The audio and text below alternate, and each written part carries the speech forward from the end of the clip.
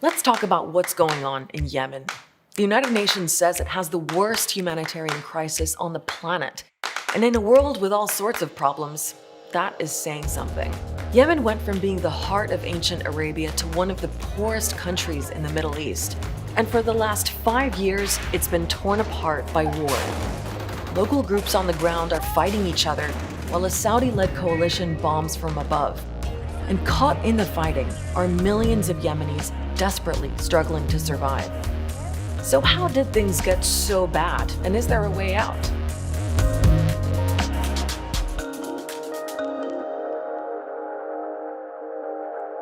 I'm Sandra Gottman, and this is Start Here, Al Jazeera's brand new show where we break down all of the big stories from the fast-paced and often confusing world of news. The first thing to know about the war in Yemen is that there's a lot of players, starting with this man, Ali Abdullah Saleh. He was Yemen's president for 20 years since 1990. This is a man who once compared ruling over Yemen to dancing on the heads of snakes. It's no wonder that during the Arab Spring of 2011, Yemenis rose up against Saleh in the hope that things might get better. But they didn't.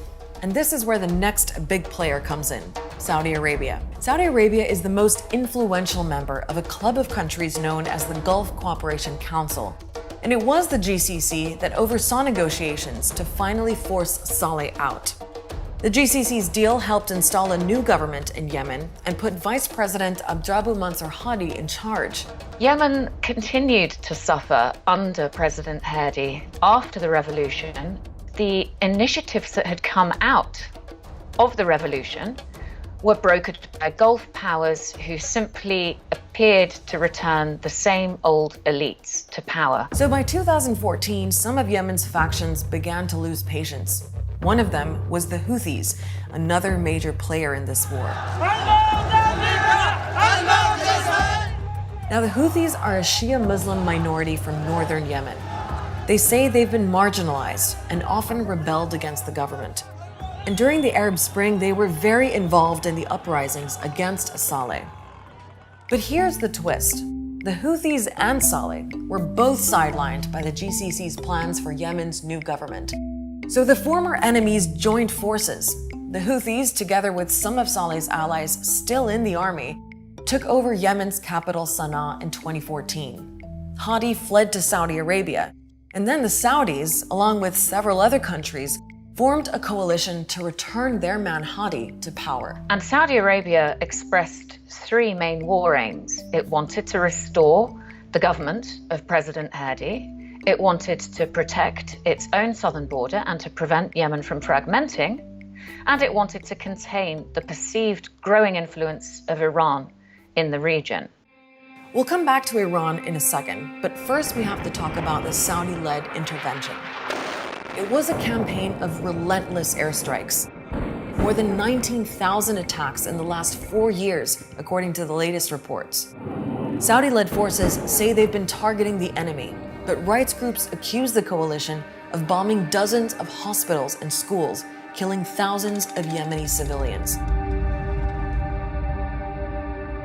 Which brings us to Yemen's immense humanitarian crisis. In this war, it's not just the fighting that's causing all the suffering. Even aid is being used as a weapon.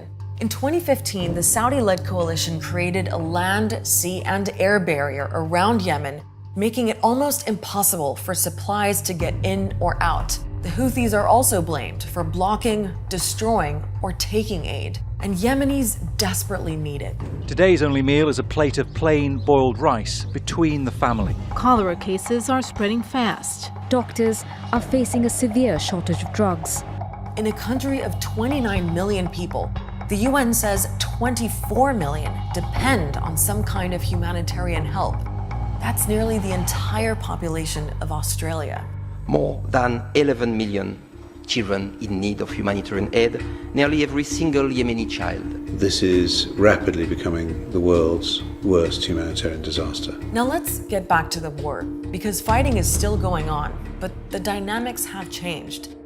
The Houthi and Saleh alliance we talked about earlier broke down in 2017 after they'd fought the Saudi-led forces for 3 years. In fact, Saleh switched sides on TV, saying he wanted to talk to the coalition. 2 days later, the Houthis killed him. Today, the Houthis still control Yemen's capital, Sana'a, and for now, they have an upper hand in the war. But Saudi Arabia thinks it's because they're getting help from Iran. Now, as the biggest Shia power in the region, Iran has openly supported the Houthis, but denies backing them militarily. But Saudi Arabia and others insist Iran does have a hand in the fighting. Recently, Saudi Arabia's oil facilities were attacked. The Houthis say they did it, but the coalition and its allies aren't buying it. It is clear, based on detailed exploitation conducted by Saudi, United States, and other international investigative teams, that the weapons used in the attack were Iranian-produced. So when people talk about Yemen being a proxy war, this is what they mean. It's the fact that two major rivals, Saudi Arabia and Iran, are backing opposite sides in a foreign war. So are all the other countries in Saudi's coalition, plus allies like the United States, France, and the United Kingdom, who've been supplying them with weapons and logistical support. Not to mention all of Yemen's armed groups, including the Houthis, secessionist groups in the south, Al-Qaeda, and ISIL. When the war is over, the UN says they could all be liable for atrocities in Yemen. Certaines de ces violations sont susceptibles de constituer des crimes de guerre. So this is where we're at. A stalemate of finger-pointing and fighting by all of those different players, despite the UN's many attempts at peace deals and ceasefires. But as with any war, experts say diplomacy will be the only way to put an end to the nightmare in Yemen. If there's a story or a topic you want to get your head around, get in touch with us on Twitter or Facebook. Also, make sure to subscribe to our YouTube channel so you never miss an episode.